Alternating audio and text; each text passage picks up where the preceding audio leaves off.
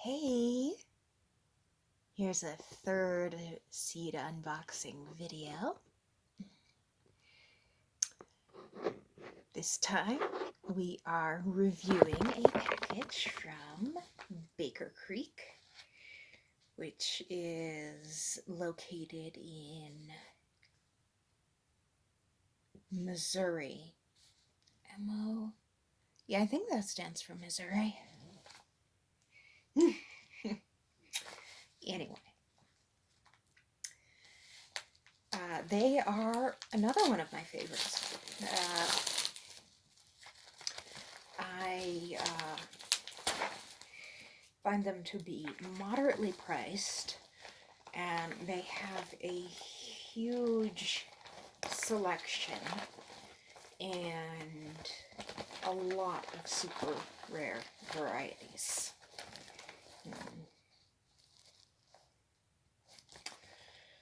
Oh, yeah. And they have a very detailed packet. Obviously, see the info, all the info on the back. Ridiculous amount of selection. And then the picture on the front. Sometimes they use it's a family company, so sometimes they get their kids involved. So, Oxheart carrots, which are apparently a really good variety for this climate because of the clay soil.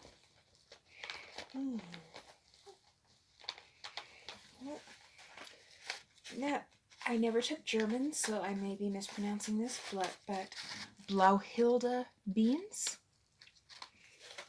It's a pole bean.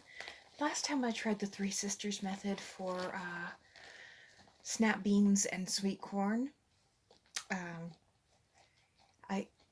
it was amazing and prolific and stuff, but I couldn't find any of the green beans. So this year, I'm doing exclusively purple and yellow beans on the Three Sisters. In with the sweet corn. The only pole beans I'm growing this year are either drying beans or purple pole beans or snap pole beans, wax pole beans.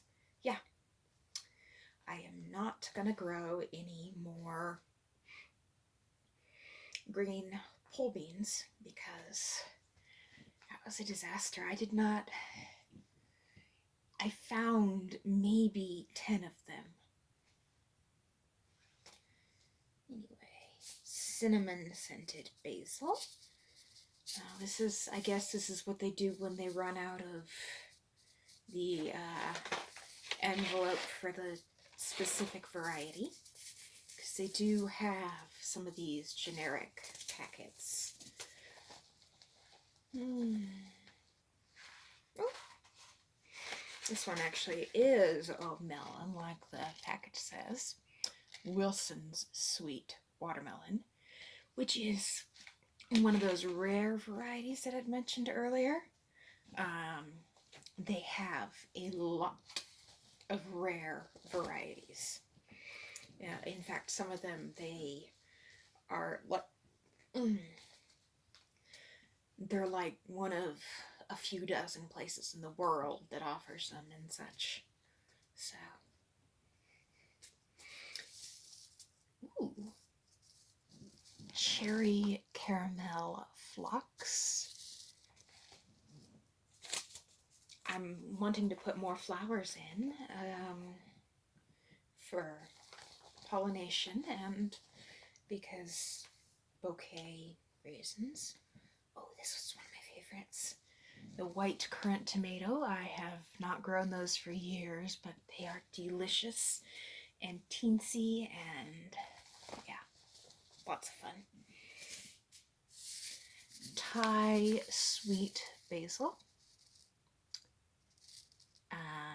reportedly an excellent ornamental edible.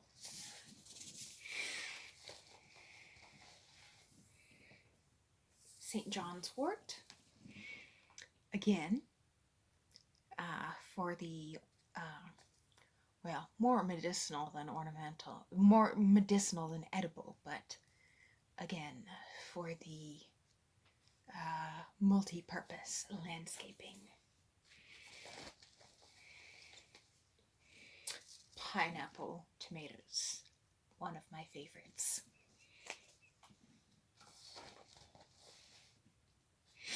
Oh, here's one I'm also excited to try. The Kiku Chrysanthemum melon.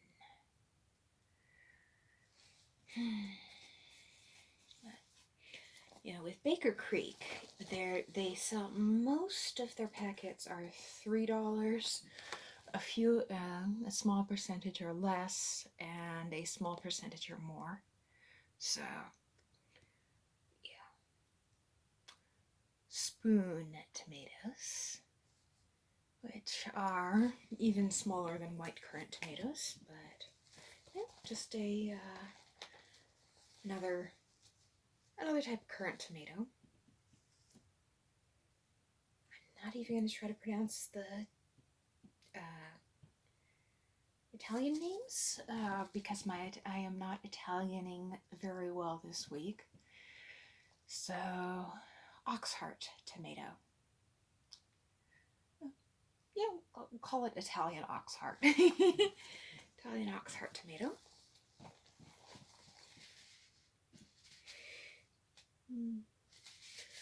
Red cactus flowered zinnias.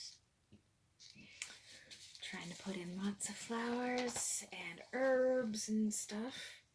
Ooh, here's one I wanted to try when I Yokohama squash. Apparently, it's one of those super rare varieties that the owner of the company likes to research and then seek out. Lemon scented bee balm. I already have some bee balm started, but this one is apparently a very different cultivar. So try it.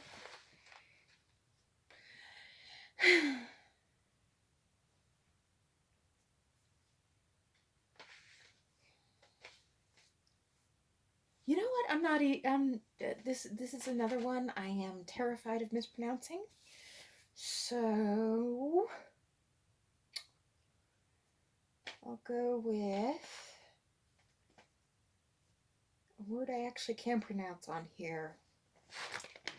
Pojoaque blue corn.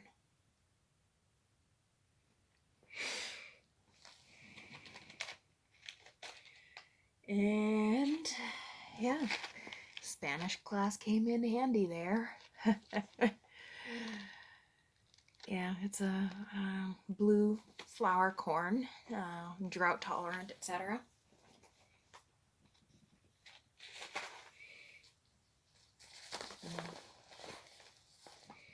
This one, purple basil.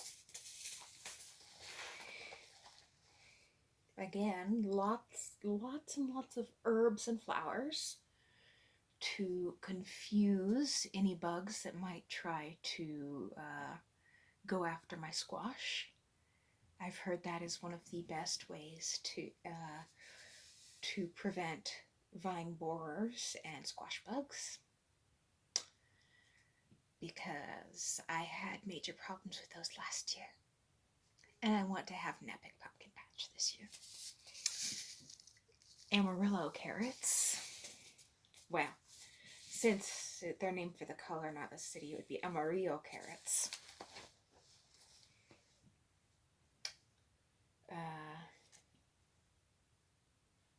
Pantano Romanesco tomatoes. Yeah, my Italian is not as broken as I thought it was. But still, I'm having trouble Italianing this month. Golden Giant Amaranth. Maybe I need to get some Italian poetry or something to do an ASMR video with or something. Kellogg's Breakfast Tomato. Apparently, it has nothing to do with the Mr. Kellogg who did the cereal, which I think is a good thing because the Mr. Kellogg who did the cereal was actually kind of a creep.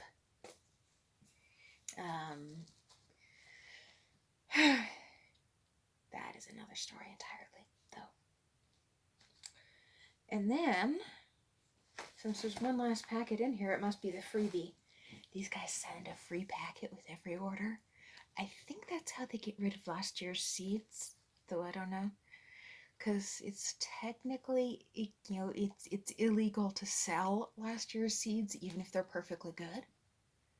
So I think this is how they get rid of last year's seeds. Without waste. Is they package them up and give them out free with every order.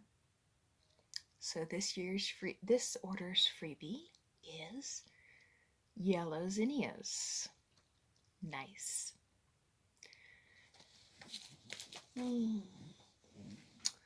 So, things I love about the company are the gorgeous packets. A lot of the varieties are rare. They are the only place I can find certain things. Huge selection. Good information on the back of the packets. Incredibly gorgeous catalog. It's like one of those catalogs you don't want to mark up.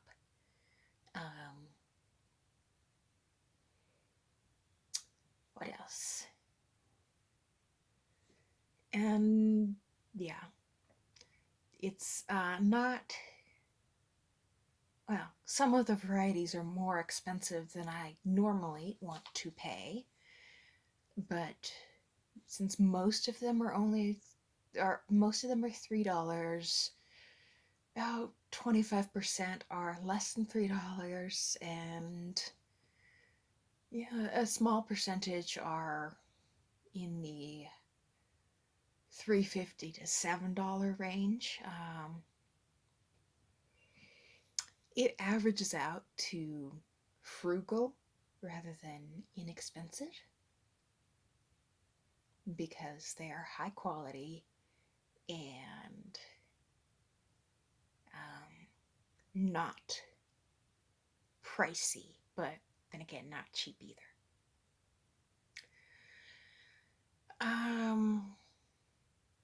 They have the gorgeous packets that people want, a lot of people want, and they do the freebies, which I believe I would assume the freebies are a repackaging of last year's seed to avoid wasting, because most seeds live for a really long time, and they don't often the reduction in germination or reduction in quality doesn't kick in until they're like 2 or 3 years old. So I'm pretty sure that the freebies are just their way of getting people to try new varieties and disposing of last year's seed that didn't sell out.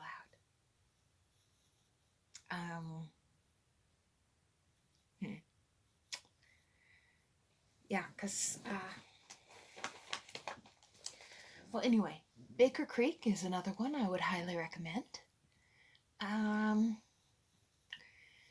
The next garden supply review video, garden company review video, will be one that I recommend with reservations.